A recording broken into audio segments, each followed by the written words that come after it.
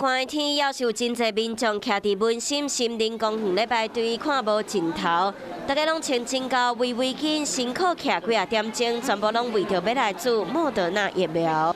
体温要量一下啊！ 文心心灵公园疫苗注射站限量600剂疫苗，未足前一天，也无注到的民众，即摆传医啊要来等。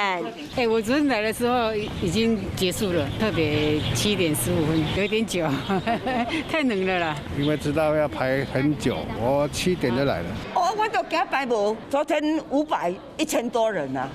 所以我听这么讲，我就提早5点坐计程车来。有负责人一透早就来排队，负责注射医生讲，现场排队的人大部分拢是时大，因为唔知影安怎网络注文才会伫现场排队。增温的情况下，有很多民众他就是不想再等了。长者的话，他可能就是对于网络或者是那一种手机的使用没有那么娴熟，所以都希望能够赶快打到，比较安心。 为了让台中市民安心过年，台中市要挑战一礼拜注40万人。我们1周内这1周内大概可以达到40万剂。